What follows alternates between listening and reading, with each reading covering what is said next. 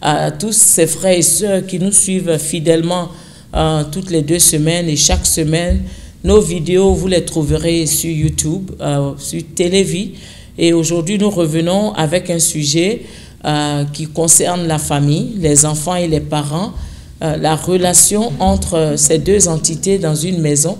Et, pardon, nous allons effectivement en parler et je ne suis pas seule. Alors, vous vous demanderez qui est-ce que Maman Sarah reçoit aujourd'hui? Eh bien, Maman Sarah se reçoit. Voilà. Elle se reçoit et puis elle reçoit notre jeune sœur Rose Banza, qui est en fait une des réalisateurs ou réalisatrices de ce programme que nous vous donnons chaque semaine dans vos maisons. Et aujourd'hui, de façon très décontractée, hein, sans aucun stress, ok? Nous allons parler de ce sujet important sur la famille.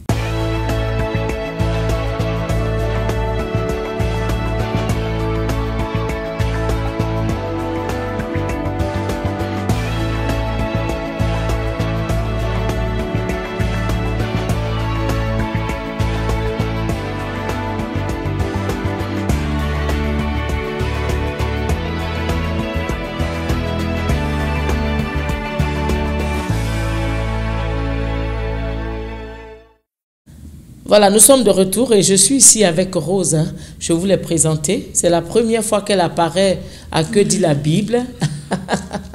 Mais nous sommes très contents de la voir. Aujourd'hui, nous voulons parler de la manière dont les parents gèrent les enfants dans les maisons et la façon dont les enfants se sentent vis-à-vis de leurs parents dans les maisons.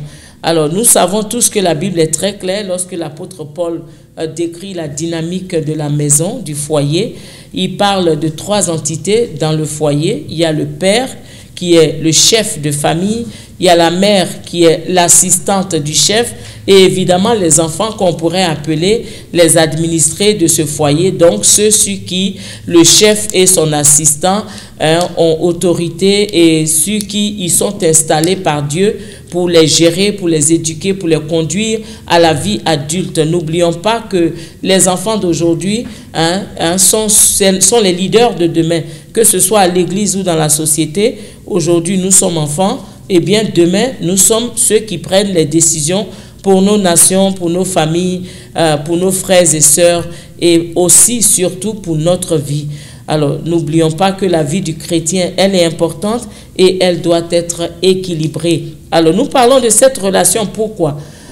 Nous sommes des Africains. Nous savons comment les Européens gèrent un peu leurs enfants. La culture européenne, américaine est beaucoup plus décontractée quand il s'agit des enfants, de ce qu'ils pensent, de leurs émotions, de leurs désirs, de tout ce qu'ils veulent, de ce qu'ils ne veulent pas.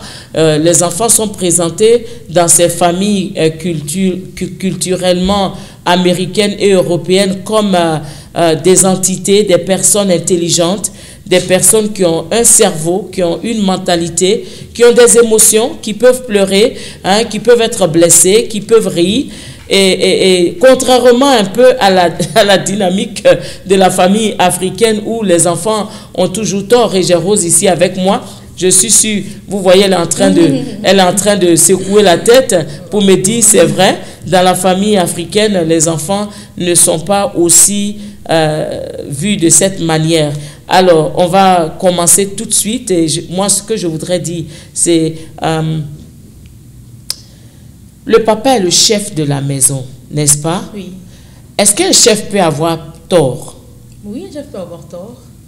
Mais ce qui est mauvais avec les parents africains, c'est que les parents souvent ont du mal à accepter qu'ils ont tort, surtout les papas. Ils peuvent avoir tort, mais pour les dire devant les enfants, ils ont un peu du mal à le faire. Bien qu'entre eux-mêmes, ils savent bien qu'ils ont tort. Oui. Est-ce que ça, c'est pas de l'orgueil? C'est de l'orgueil. Voilà, la Bible appelle ça de l'orgueil. Oui. Et souvent, l'erreur, les parents, c'est que nous pensons que, comme ce sont nos enfants, Nous n'avons pas à leur demander pardon. C'est une grosse erreur que les parents font. Oui, nous avons autorité. C'est ça. Les dictateurs. Vraiment, dictateurs, c'est les beaux mots qu'il faut voilà. Vous voyez ça? Elle parle de la part des enfants dans le foyer. Moi, je parle de la part des parents. En tout cas, moi, je n'accepte pas que mes enfants répliquent quand je leur parle. Mais pourtant, parfois, les enfants peuvent avoir raison. Ou un point de vue important qu'ils veulent vous dire. Mais vous, comme parents africains, vous ne voulez pas les écouter. C'est vraiment une erreur que les parents font. Presque tous les parents africains font la même erreur. La même erreur. Et nous sommes très durs. Hein? C'est ça. Bon, il y a un autre aspect qu'on fait avec les enfants. J'espère que la production va présenter Rose pendant qu'elle parle. C'est que nous ne faisons pas confiance en nos enfants. On ne peut pas... je me rappelle, hein, quand mes enfants grandissaient, mes filles... Je ne peux pas accepter qu'elles me disent qu'elles s'en vont, qu'elles sortent avec leurs amis pour aller au mall, par exemple. En fait, le problème n'est pas avoir confiance aux enfants. Le problème, c'est avoir peur. Où est-ce que l'enfant part? Avec qui est-ce qu'elle part? Surtout les enfants filles. Les garçons peuvent partir facilement, mais les filles, c'est trop difficile. C'est trop strict. Donc, les parents sont trop stricts avec les filles à la maison. Et les parents peuvent avoir confiance, dire que non, ma fille, elles ne m'ont pas aidé la vérité. Mais surtout, ils ont peur pour dire, et là où elle partait, et si on l'attaquait, et si un truc arrivait. Et si elle revient avec une grossesse? Ça, c'est la plus grave peur que nous avons. Ça, alors, c'est une maman qui ne fait pas confiance à sa fille. Du genre, quand vous avez 100% confiance à votre fille, vous n'allez pas avoir une pensée du genre, il s'est revenir enceinte. Mais et si la fille, malgré la confiance, s'en va s'amuser et puis par malheur elle tombe enceinte, vous allez voir que vous n'avez pas eu raison d'avoir confiance en elle. Si la fille a une bonne éducation, elle ne saura pas faire des bêtises. Si elle reçoit l'amour qu'il faut des parents, l'éducation qu'il faut des parents, et qu'elle sortait, elle pensera à ses parents. Si elle faisait une bêtise, je vais les décevoir. Et elle sera arrêtée, elle sera stoppée, donc elle ne saura pas faire ça. C'est ce que moi je pense. Alors, qu'est-ce que vous pensez de la relation entre les parents? Vous savez, les Européens, les Américains, je les appelle tous Européens, la culture européenne, les enfants ne cachent rien à leurs parents et les parents ne leur cachent rien non plus. Mais chez les Africains, c'est difficile de dire à son enfant, par exemple, que j'ai fait telle chose, j'ai fait une bêtise. Moi, je pense que c'est bien comme ça. Parce que parfois, bon, avec les mamans, on peut être ouverte, du genre nous les filles, on peut être ouverte avec les mamans, mais à une certaine taille. Mais avec les papas, c'est toujours un peu difficile. Et moi, j'aime pas non plus, je permets pas, ou pas que je permets pas, mais pour moi, c'est beaucoup plus sage, comme entre parents et filles, du genre tabou, parents et enfants. Ça nous permet de plus respecter nos parents, je pense. S'ils venaient nous dire, oh, j'ai fait ça, ou on partait les dire à chaque instant, on n'aura pas beaucoup plus de respect pour eux. C'est mon point de vue. Donc, pour moi, cette culture africaine est vraiment très bien. Vous savez, quand Rose me parle on ne va pas les respecter, je suis d'accord parce que je me rappelle, une dame avait dit à une de ses filles qu'elle avait enfanté, elle a eu son premier enfant quand elle avait un certain âge. Et quand la jeune fille qui n'avait même pas encore atteint cet âge a commencé à sortir avec ses amis et que sa maman lui a dit, mais écoute, fais attention de ne pas venir avec une grossesse, elle a dit à sa mère, mais toi tu as eu ton enfant à tel âge, donc pourquoi moi est-ce que je ne peux pas sortir pour aller me promener? Donc ce n'est pas un bon modèle pour les enfants, par exemple, de leur raconter des aventures, voilà, des aventures incroyables. Voilà, ok, ça c'est sur le plan pratique, hein. On va revenir tout à l'heure sur le plan biblique. Alors maintenant, je voudrais parler de l'éducation des enfants. Vous savez, dans le foyer, l'éducation des enfants est très délicate. Et souvent, on a assisté à des familles où les parents ne s'entendent pas sur l'éducation des enfants. Parfois, ce que le papa dit, la maman vient contrebalancer ou le papa vient annuler ce que la maman dit parce qu'il considère qu'il est le chef du foyer. Il y a des moments où on a vu dans certains foyers où la maman monte les enfants contre le père, elle se fait l'amie des enfants contre le papa et maintenant les enfants ne respectent pas papa ou c'est vice-versa. Il y a des familles où on a vu que les enfants dans le foyer ne considèrent personne si ce n'est papa et maman. Ça veut donc dire que si cet enfant fait une bêtise, un oncle, une tante ne peut pas les reprendre. Hein? Ils vont tout de suite vous parler mal. Ils ne peuvent écouter que leurs parents. Donc, il y a tous ces schémas-là. Alors, chers parents, pour éduquer les enfants, pour avoir de l'autorité, c'est d'ailleurs dommage si un des parents pense qu'il peut être l'ami des enfants plus que l'autre. C'est vraiment pas sage. Parce que l'enfant ne peut être l'ami d'aucun des parents. Voilà, tous les deux parents sont l'autorité dans la maison et les enfants doivent les respecter en tant que cette autorité et non pas en tant que « oh, c'est mon ami, si je veux sortir, je fais les coups fourrés avec maman qui sait que je vais voir mon copain. » Je pense qu'il n'y a pas d'amour entre les parents. Si les parents arrivaient au cas, par exemple, ma mère, c'est mes proches amis à moi, pour que je sois contre papa, un truc pareil. Je pense qu'il n'y a pas d'amour entre les parents. Si vraiment il y a l'amour entre les parents, ils doivent communiquer entre eux. Et donc, en communiquant entre eux, et du genre, si je dois demander un truc à papa et qu'il disait non, que je parte chez maman, elle va aussi dire non. Elle va aussi dire non. Elle doit communiquer à papa avant. Et ensemble, ils doivent arriver à dire non, à avoir une même solution, une même idée, une même réponse. Au cas où ils commençaient à avoir des idées différentes, c'est qu'il n'y a pas d'amour entre eux, il n'y a pas de communication entre eux. C'est qu'il doit y avoir dans un couple. Et aussi le respect, parce que si je ne suis pas là, par exemple, que papa dit non, et que j'arrive et que papa n'a pas eu le temps de me parler, si l'enfant vient me demander, je dois pouvoir dire non, pour le respect de papa. Parce que si je dis oui, l'enfant ne va plus respecter papa, et c'est à moi qui va demander tout ce qu'il veut. Et c'est ce qu'on appelle pourrir les enfants.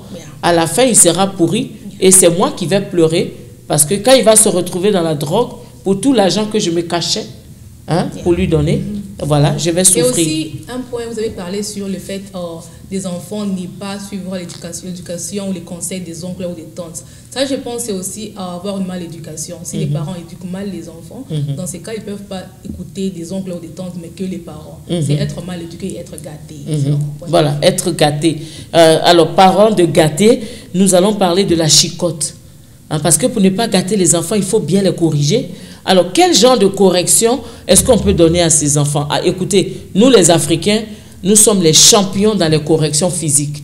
On a grandi, les maîtres à l'école nous frappaient comme des ballons de ping-pong. Et quand on vient à la maison, les parents nous tapent dessus davantage. Donc, quand le maître t'a même frappé parce que tu n'as pas pu réciter, conjuguer le verbe « être » au présent de l'indicatif, eh bien, tu préfères que le maître n'appelle pas papa ou maman parce que ça va être une double correction. On frappe les enfants, parfois on ne cherche même pas à comprendre, on ne donne pas le temps à l'enfant de dire ce qu'il veut dire, qu'on lui a déjà balancé une gifle et l'enfant reste frustré dans son cœur. Qu'est-ce que la frustration peut créer chez un enfant? Le manque de respect, par exemple, et peut faire que l'enfant puisse perdre la confiance en soi. Selon mon point de vue, du genre, quand tu frappes l'enfant qui n'a rien fait, aussi la haine, l'enfant peut arriver à détester un parent à cause de ça. Tu me frappes, j'ai rien fait, pourquoi tu m'as frappé? Je vais garder ça en moi, je peux te détester à cause de ça, bien que tu es mon parent, mais je peux t'haïr à cause de ça. C'est vraiment pas un point bien pour les parents, bien que la chicotte est vraiment important. Encore pour nous, les enfants africains, c'est vraiment très important. La chicotte est trop importante pour nous. Donc, nous fouetter quand on fait un truc qui n'est pas bien, je suis d'accord avec ça vraiment. Parce que j'ai grandi aussi dans une famille africaine. Alors, on me fouettait parfois quand je faisais un truc qui n'était pas bien. Et ça m'a permis à pouvoir voir le mal, si j'ai fait un truc qui n'est pas bien, à éviter, pour ne pas qu'on me fouette. Oui, mais Proverbe, attendez, je vais lire mon passage. Proverbe 19, verset 18 dit qu'il faut châtier l'enfant, mais il ne faut pas que ce châtiment mène à la mort. Donc, on peut frapper l'enfant, mais il faut le frapper avec amour. Vous savez, il y a des parents qui ont frappé leurs enfants avec une haine. Il y a des parents qui haïssent leurs enfants. C'est-à-dire que l'enfant, il est mal élevé à l'école, tous les jours on appelle le parent est tellement stressé, il n'arrive pas à dormir. Alors quand on lui dit que l'enfant a fait quelque chose, mais il déverse toute sa colère et il frappe l'enfant, parfois on blesse les enfants. Non, ça c'est pas normal. Ça c'est pas normal. Ce genre de parents ont besoin de la prière parce que c'est pas normal. Ils ont un problème de démon de colère. Exactement. Alors les parents coléreux qui frappent, qui n'arrivent pas à se contrôler, essayez de vous contrôler parce que les enfants, ils sont très précieux et ils sont très petits, ils sont fragiles tout de suite et puis un enfant est tombé et tout de suite l'enfant est décédé et qu'est-ce que vous allez faire? Et vous aurez ça sur votre conscience tous les jours de votre vie. C'est vraiment dommage. Et le problème que ça crée aussi quand l'enfant commence à haïr le parent, quand l'enfant n'a plus confiance aux parents, il devient plus proche de ses amis. Là, l'enfant fera des bêtises. L'enfant sortira, ne s'occupera pas des parents, il fera n'importe quoi. Ça, c'est vraiment mauvais. Parce que d'abord, punir l'enfant ne veut pas dire seulement chicoter l'enfant. On peut arracher le téléphone, l'ordinateur, le mettre en chambre pour des jours, des semaines. Pas seulement chicoter. Donc, on peut aussi parler avec lui. Exactement. On peut s'asseoir. Les parents africains ne font pas. Non. Parler avec les enfants. Ils le font, mais pas toujours. Quand l'enfant fait une bêtise, ce qu'ils pensent, c'est chicoter l'enfant, punir l'enfant. Pas parler avec l'enfant, donner des conseils. Pour comprendre qu'est-ce qui n'a pas marché. Pourquoi est-ce qu'il a fait ce qu'il a fait. Dis-moi, mon chéri, moi, je ne l'ai pas fait, hein, et je paye les conséquences aujourd'hui. Donc, je le dis pour tous les parents qui nous écoutent, hein, c'est le meilleur chemin, hein, c'est de parler aux enfants, de s'ouvrir à ses enfants, de faire en sorte que l'enfant ait confiance en nous et qu'il ouvre son cœur. Il y a beaucoup de choses dans le cœur de nos enfants. Mais il y a aussi un problème avec ça, c'est que quand on s'ouvre trop à l'enfant, qu'on ne les chicote pas, qu'on parle seulement avec l'enfant, il se sentira un peu beaucoup plus important. C'est ça aussi. Des bêtises aussi. Donc il faut balancer. Il faut vraiment faire les deux, je pense. Oui. Alors voici ce que mon papa nous faisait et j'ai beaucoup aimé sa pratique. Avant de nous chicoter, papa nous faisait une interview. Voilà, il te demande, bon, ou bien il te chicote et puis après il te demande, tu sais pourquoi je t'ai frappé? Oui, papa. Pourquoi est-ce que je t'ai frappé? Parce que je suis allée me promener avec mon ami, je suis rentrée à minuit. Mais pourquoi tu penses que je devrais te chicoter pour ça? Parce que c'est mauvais. Mais pourquoi est-ce que c'est mauvais? Parce que c'est dangereux, je suis dehors la nuit et vous ne savez pas où je suis. Et toi-même, tu fais le retour sur ton action et tu te rends compte que tu méritais peut-être vraiment la chicotte. Ça, c'est vraiment bien. C'est vraiment une bonne idée. Mais il nous chicotait à 4 h du matin. Et je n'aimais pas cette partie. Quand tout le monde dormait, il vient rentrer dans la chambre et il te réveille en plein sommeil pour te frapper. Je crois que ça, mais il ne nous frappait pas beaucoup aussi. Il faut que les parents africains apprennent à ne pas trop frapper. Parce qu'un parent qui a recours à la chicotte trop souvent, ça veut dire que son autorité n'a plus de sens. Vraiment. Parce que quand un papa crie, ou bien même pas crier, parce que même crier, ça veut dire que l'enfant là, vous n'avez plus contrôle sur lui. Lorsqu'un parent parle, l'enfant doit s'exécuter parce que c'est l'autorité, n'est-ce pas? Quand on voit un policier arrêté dans la rue, il n'a pas besoin de mettre ses feux pour qu'on sache qu'on doit ralentir la voiture. Quand on le voit, tout le monde se met au pas. C'est une autorité. C'est vraiment vrai, oui. Et quand un enfant voit son père ou sa mère, il doit être comme ça aussi. Se dit que, ah, attention, maman est là. Attention, papa est là. Voilà. Critiquer un parent avec les enfants. Ça, c'est un truc qui n'est pas faisable, non. C'est pas faisable. Comme je l'ai dit avant, s'il n'y a pas d'amour entre les parents, du genre, papa et maman ne s'aiment pas trop, qu'elles viennent chez moi critiquer papa, donc il n'y a pas l'amour entre eux. Et moi, si j'aime mes parents, je ne me permettrai pas de dire, maman, attention, on ne parle pas de papa. Ça, c'est pas bien. Là, en tant qu'enfant, tu auras le courage de dire à maman, bien sûr, ne parle pas de papa. Bien sûr, je peux faire ça, oui. Je l'aime beaucoup, c'est mon papa, ne parle pas de lui. Pas en mal, non. C'est le meilleur papa. C'est le meilleur papa. Vraiment, c'est ça, oui. Je suis contente d'entendre cela. Oui, il ne faut pas critiquer les parents avec les enfants. C'est vraiment pas sage. C'est pas biblique. Alors, on va venir, ça c'est le côté pratique. Hein. Maintenant, on va passer au côté biblique. Pourquoi est-ce que les enfants n'aiment pas aller à l'église? Ça, c'est une bonne question. C'est vraiment une très bonne question. Surtout parce que pendant la semaine, du genre du lundi au vendredi, les enfants se réveillent trop tôt pour aller à l'école.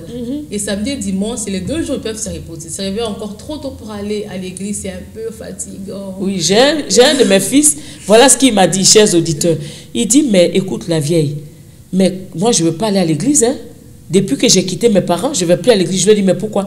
Il dit, mais parce que quand on était à la maison, on commence l'église à 6 h du matin et on finit à 19 h. Oh, toute la journée du dimanche est finie dans l'église. Un vient, il prêche, il s'en va. L'autre vient, il chante, il s'en va. On est assis là. Et quand tu ne vas pas à l'église, maman te punit, tu ne manges pas. Je pense que si l'église peut être de 10 h à 13 h, 14 h, ça peut motiver les enfants d'aller à l'église. Mais quand c'est parfois 7 h, 8 h, il faut se réveiller trop tôt, s'apprêter et tout. C'est un peu... Et puis le dimanche, quand même, les enfants veulent être aussi avec les parents. Ça aussi, oui. S'asseoir un peu dimanche l'après-midi. Maman fait la cuisine, papa est là, tout le monde rigole. Ce serait une bonne ambiance familiale. Ou aller au restaurant, par exemple. Ou aller au restaurant. D'ailleurs, moi, j'encourage les couples, hein, j'encourage les papas et les mamans à avoir un temps pour leurs enfants. Parce que quand vous n'avez pas de vie familiale avec vos enfants, ils ont tendance à envier les autres familles. Voyager avec les enfants, manger avec les enfants, avoir un temps causerie. Hein? Moi, mon père était un comédien, il nous faisait rire.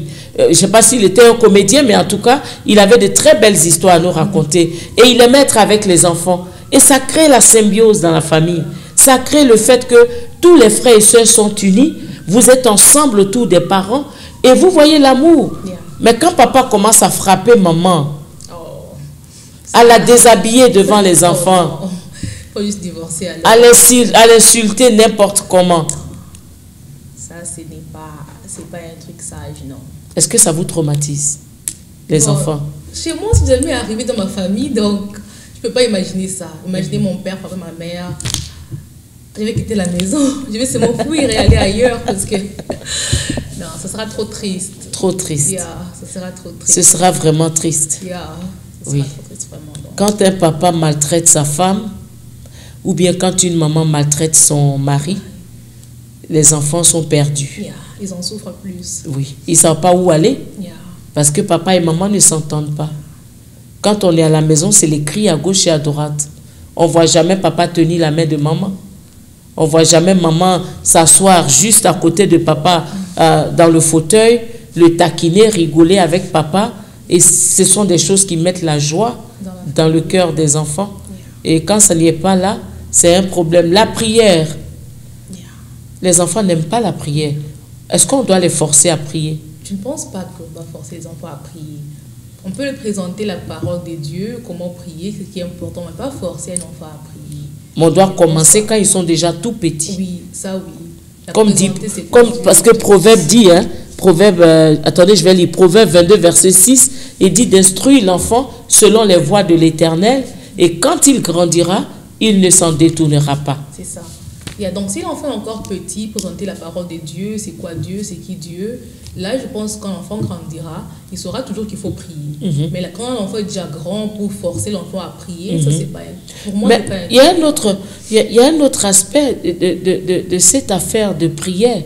Si les parents eux-mêmes ne prient pas, ça perd les enfants. Comment les enfants peuvent prier? C'est ça. Ça perd les enfants automatiquement.